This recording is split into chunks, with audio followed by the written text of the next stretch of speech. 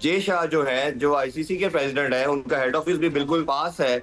वो भी आज यूएसए जा रहे हैं। उन्होंने भी आज इस मैच को देखने के लिहाज से माजरत कर ली है। लेकिन मुझे ये बताएं कि इस वक्त 10,000 दरम एक बड़ी अमाउंट होती है। 10,000 दरम से लेकर 30,000 दरम तक जुर्माना आयद किया जाएगा। झंडा मैं लेके नहीं जा सकता, कोई जनाब बैनर वहां पे नहीं लगाया जा सकता, और तमाम इतनी सख्ती कर दी है कि 3-3 माह की कैद की बातें कर रही है। और यार ये मैच हो रहा है या कोई जलसा हो रहा है। और ये जो इंडिया पाकिस्तान की जंग हुई और उसके बाद नतीजे में जो पाकिस्तान को सफारती और डिप्लोमेटिक कामयाबी मिली इंडिया के तनाजुर में, इसलिए इस मैच की अहमियत और बढ़ गई है। मैं आपको ये बताना चाहती हूँ कि राफेल के बाद जो पाकिस्तानी शाहीन है वो भारतीय सुरमाओं को मैदान में गिराने के लिए भी तैयार हैं। एशिया कप का हाई वोल्टेज मैच आज पाकिस्तान और भारत के दरमियान होने जा रहा है। इसी पर मुझे प्रोग्राम में ज्वाइन कर रहे हैं स्पोर्ट्स एनालिस्ट इरफान ज़हीर। तो इरफान, आप ही से गुफ्तगू का आगाज़ कर लेते हैं। मुझे ये बताएं कि हमने सुना है कि स्टेडियम में आज सिर्फ पाकिस्तानी दिखाई देने वाले हैं, क्योंकि भारतीयों को जो लेसन पाकिस्तान ने दिया था जंग के मैदान में वो अभी तक भूले नहीं है। तो वहाँ तो वो आएगा ना जो भूला हुआ सबक याद करने आए, तो वो तो आने नहीं वाले। आपको क्या खबर है इस बारे में? देखिए, उनकी नेशन काफी हद तक डिवाइडेड है इस मसले के ऊपर, और 70-80% यही माइंडसेट आ रहा है कि जी मैच को बाइकआउट किया जाए, मैच ना खेला जाए। आपने देखा होगा अभी रिसेंटली जब कैप्टन की प्रेस कॉन्फ्रेंस भी हुई थी, और उसमें भी शेक हैंड करने पे उनके कैप्टन जो है सूर्य कुमार यादव, उनको काफी क्रिटिसाइज किया गया। हमारे कैप्टन सलमान अली आगा और चेयरमैन पीसीबी और प्रेसिडेंट जो है मोहसिन नकवी साहब एसीसी के, उनसे शेक हैंड किया था। ओबियसली ये एक वॉर के बाद इसकी इम्पोर्टेंस, इसकी सिग्निफिकेंस बहुत ज्यादा बढ़ गई है। अगर देखें, अगर आप दो सिनेरियो में इस मैच को देखना चाहिए। एक तो क्रिकेटिंग पॉइंट ऑफ व्यू से अगर आप देखते हैं तो Bharat is the world champion, वो एशियन चैंपियन भी है। टीम उनकी स्ट्रांग है, पिछली तमाम वो सीरीज वर्ल्ड कप के बाद जीतते हुए आए हैं। हमारी टीम की बात की जाए तो रीफील्ड बिल्डिंग फेज में है, नए यंगस्टर कुछ ऐड किए गए हैं। बट ये मैच जो है ये इंटायरली नर्व्स का गेम है। ये इस तरह का मैच नहीं है जिसमें आप बात करें कि फलां टीम रैंकिंग में ऊपर है, फलां टीम ऐसी परफॉर्मेंस कर रही है। ये नर्व्स की गेम है और प्रेशर की गेम है। जहां तक आपकी दूसरा पार्ट था क्वेश्चन का, जो मेरी इंफॉर्मेशन है, जो मैंने चेक किया है, भारतीय कोई भी ऑफिशियल इस मैच को कवर करने के लिए या देखने के लिए नहीं आ रहा। बिकॉज भारत जो है वो इस टाइम इस एशिया कप का होस्ट भी है। तो जो भी होस्ट होता है वो तमाम चीजों को ऑर्गेनाइज करने के लिहाज से, देखने के लिहाज से वो ग्राउंड में आते हैं। उनके तमाम जितने भी स्टेक होल्डर होते हैं, इवन दो जे शाह जो है, जो आईसीसी के प्रेसिडेंट है, उनका हेड ऑफिस भी बिल्कुल पास है। वो भी आज यूएसए जा रहे हैं। उन्होंने भी आज इस मैच को देखने के लिहाज से माजरत कर ली है। तो ये आपको रिफ्लेक्ट करता है कि इनकी नेशन डिवाइडेड है, इनकी टॉप टियर की जो मैनेजमेंट है वो डिवाइडेड है, इनका जो आरएसएस का, बीजेपी का एक जो माइंडसेट है, कुछ बात इनकी मेंटल कैपेसिटी की भी ना कर लें। वो इन्होंने पाकिस्तान का लोगो भी हटा दिया था जहां पर पाकिस्तान का लोगो मौजूद होना चाहिए था। इस बारे में भी बताएं कि ये ग्रीवेंसेस और ये ग्रजेस ये कब आगे बढ़ेंगे, बतौर कौम ये कब सोचना शुरू करेंगे? मुझे ये ना स्टोन एज की बातें हैं। ये दुनिया में इन्होंने एक माइंडसेट रखा, एंटी पाकिस्तान, एंटी मुस्लिम कह लें। वो करते करते ये इस नहज पे पहुंच गए कि पूरी दुनिया में इनका मजाक बनना शुरू हो चुका है।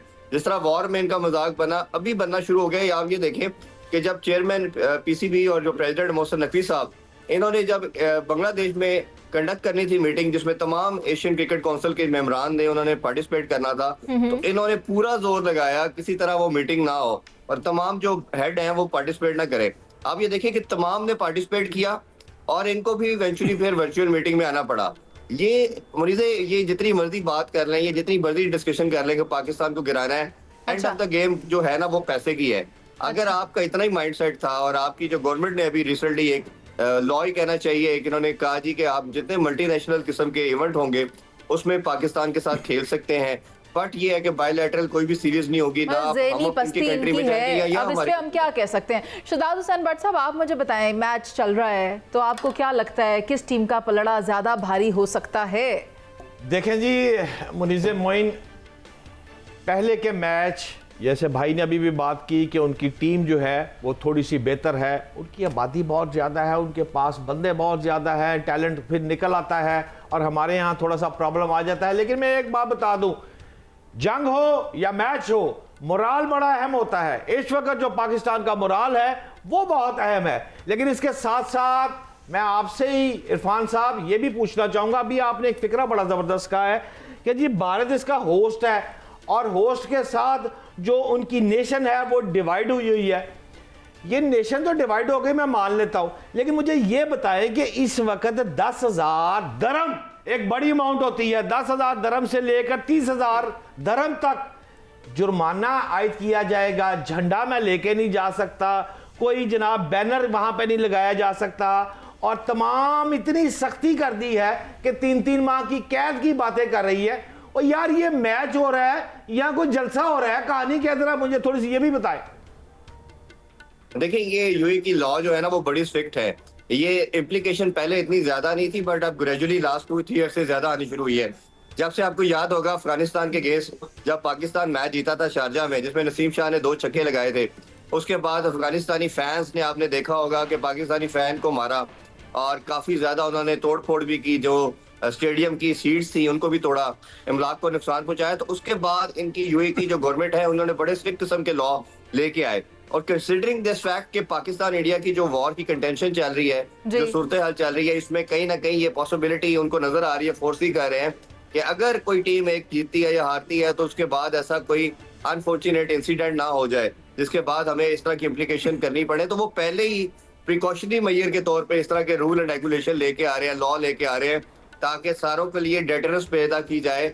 और डेटरेंस तब भी होगी कि जब आप उनको पेनलाइज करेंगे, उन पे हैवी अमाउंट का पेनल्टी रखेंगे। अदरवाइज तो आपको पता है कि एशियन बेल्ट जो है ये इतने आराम से काबू में करना, कंट्रोल करना पॉसिबल नहीं होता। और फिर नारेबाजी भी लगाई जाती है, वो अच्छी बात तो नहीं है। लेकिन मैंने देखा था जब पाकिस्तानी टीम गुजरती है तो वहां पर जो भारतीय हैं वो भी हक में नारे लगाते हैं। मैंने बाबर आजम के हक में बड़े नारे सुने थे। लेकिन इरफान, अभी हमारे साथ सलमान आबिद साहब भी मौजूद हैं, लेकिन शहजाद हुसैन भट्ट साहब, आप क्योंकि ये हरे रंग का कोट पहन के आए हैं, तो अगर आज पाकिस्तान खुदा न ख्वास्ता, अल्लाह ना करे, कामयाब नहीं हो पाता, तो फिर आप ये कोट अगली बार नहीं पहन कर आएंगे? डन? देखिए मुनीज़, बात यह है, तुम जीतो या हारो, हमें तुमसे प्यार है। कोट दे देना फिर आपने सलमान आबिद साहब को। और कोट भी सलमान आबिद है और ये दिल भी सलमान आबिद का है, पाकिस्तानी टीम भी सलमान आबिद की है। पाकिस्तानी टीम के लिए सब हम साथ खड़े हैं और मुझे यकीन है कि मोराल, मैंने जो पहले कहा था, जीतता है। इस दफा आपको ऐसा रात को आप मुनीज़े इंशाल्लाह ताला भंगड़े डाल रही होंगी कि आज या पाकिस्तान जीत गया, आज या। क्यों भाई, ठीक बात कह रहा हूँ, गलत कह रहा हूँ? इरफान साहब बिल्कुल ठीक कह रहे हैं, ये बिल्कुल इमोशंस की गेम है। ये मैंने पहले जिस तरह बात की, हैविंग सेड दैट, कि देखें, आपकी रैंकिंग मैटर नहीं करती, आपकी पास्ट परफॉर्मेंस मैटर नहीं करती। हमें एडवांटेज एक चीज का बड़ा इंपॉर्टेंस है, जो उस पर शायद बहुत कम लोग बात कर रहे हैं। लास्ट को 3-4 साल में हर मैच पाकिस्तान जीतते हुए पोजीशन में था, और विराट कोहली एक ऐसा नाम था जो हर दफा हमारे जॉ से विक्ट्री को स्नैच करके ले जाता था। अब कहीं ना कहीं पाकिस्तानी टीम के लिए ये रिलीफ पॉइंट भी होगा कि विराट कोहली और रोहित शर्मा नहीं है। ये मेंटल ब्लॉक कहीं ना कहीं हमें हर दफा हैम्पर करता रहा है। हाँ, ये जरूर कह सकते हैं कि बाबर और रिजवान भी नहीं, बट बाबर रिजवान ने इन टर्म्स ऑफ विक्ट्री कोई खास रोल प्ले नहीं किया इंडिया के खिलाफ। एक ही मैच आपको याद होगा जो दुबई के अंदर 2022 के एशिया कप के अंदर, वर्ल्ड कप के अंदर उन्होंने जीता था। बट उसके बाद अगर देखा जाए तो शायद कोई भी मैच वो नहीं जिता पाए पाकिस्तान को। तो इसलिए भारतीय प्लेयर्स को तो ऐसा जिस तरह का कोई, मेरा ख्याल है, कोई रिलीफ पॉइंट नहीं है। पाकिस्तान को जरूर है कि कहीं ना कहीं उनके माइंड के अंदर ये चीज है कि विराट कोहली खासतौर पे और रोहित शर्मा नहीं है, और हम इसके बगैर जब मैदान में आएंगे तो हमारी पॉसिबिलिटी है।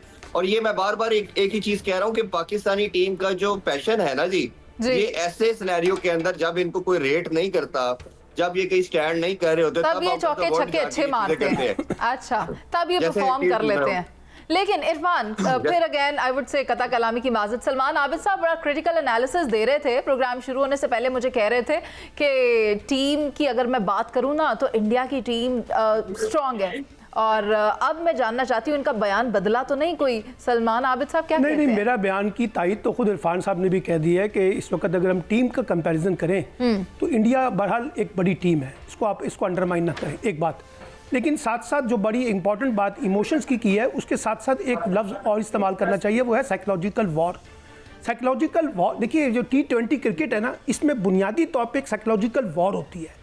और जिसकी साइकोलॉजी ज़्यादा स्ट्रांग होती है वो परफॉर्म करती हुई नजर आती है।